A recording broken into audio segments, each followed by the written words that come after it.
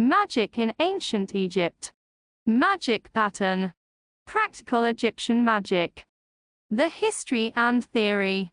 The Hermes Trismegistus 7 sources. Mythological view. Part 2. Single manuscript was found in the 11th century in sad condition. Whole quires and single leaves were missing when it came into the hands of one Michael Psellus, a gentleman greatly involved in the revival of Platonic studies at Byzantium. Sadly, though, large chunks of this Psellus translation were torn out because they sought directly to justify polytheism or heathendom, so once again the serious student was cheated. The theosophical scholar Reitzenstein did as much as he could to piece together the fragments of truth, and Mead speaks highly of his efforts. Much of the Trismegistic literature is taken from original Greek texts, although there were 3 influences superimposed on the early originals later: Greek, Hebrew and Egyptian. The Jewish influence was ethnic or therapeutic. The word essenes, Mead tells us, Greek and not Hebrew. The Trismegistus, then, came under the influence of the early Christian Gnostics, many of whom adopted large chunks of it in defense of their heresies.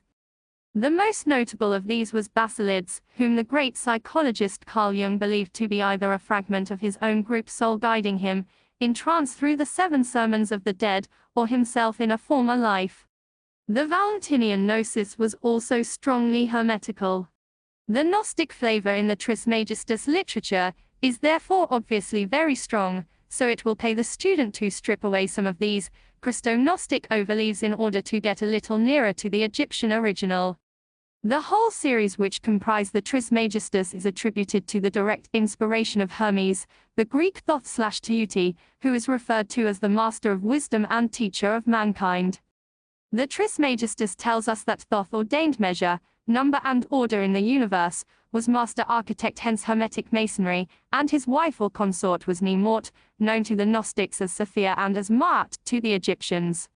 His symbol was a white feather. According to the Hermes Trismegistus, there were 3 grades in the Egyptian mysteries of Thoth. Mortals. Those who were instructed, but who had not yet gained inner vision. Intelligences. Those whose vision enabled them to tune into other life forms within the universe. Beings of light. Those who had become one with the light. The Gnostics later labeled these as the Hyal, Psyche and Pneuma. Thoth's famous ibis often comes under astrological scrutiny, and there has been much debate as to which sign it represents. As the zodiac was originally known as the circle of animals, one should not assume that the human signs we now see as the water carrier, the twins and the virgin were originally depicted thus.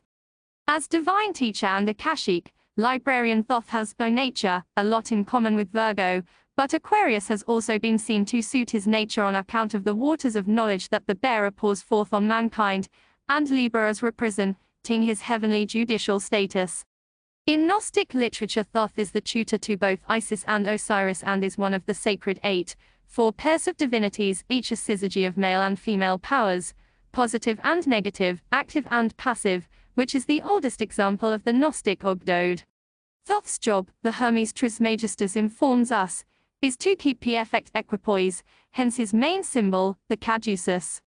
In order to understand Egyptian magic fully, and therefore become adept at its practice, a broad knowledge of the symbolism employed is essential.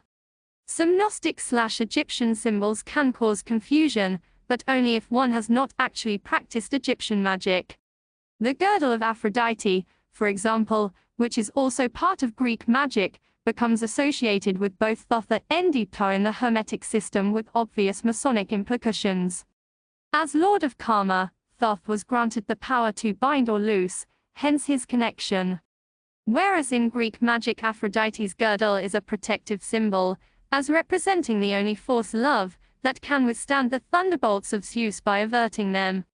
If Zeus took it into his head to hurl a thunderbolt at someone, the poor offender was totally without protection, unless he or she could court the good offices of the goddess of love, who might then see fit to interpose with her girdle, indications and clear ones of love being the most powerful force in the universe in the final analysis. Another symbol that appears in the Egyptian Hermetic system that has Hellenistic overtones, is the veil of Athene, goddess of wisdom. This is a spiritual veil and not synonymous with the veil lifted by the earnest seeker of truth, who has just discovered the halls of learning. Also, it should not be confused with the shield of Athene, or her famous helmet, both potent symbols in the Greek system. In the Book of Breathings, Thoth is referred to as master of the breath of the body and control over the physical vehicle, so his association with mantra yoga is an obvious one. He is depicted as attended by Anubis, which gives him safe right of way through the underworld or lower astral. The Devic nature of Thoth/Hermes is confirmed in several prayers set forth in the Trismegistus. Enter, appear to me, Zero Lord, who has thy power and strength in fire, who hast thy throne within the seven poles. And on thy head, a golden crown, and in thy hand a staff, by which thou sendest forth the gods. The rod of power which directs the gods, or seven rays of manifestations of the sun.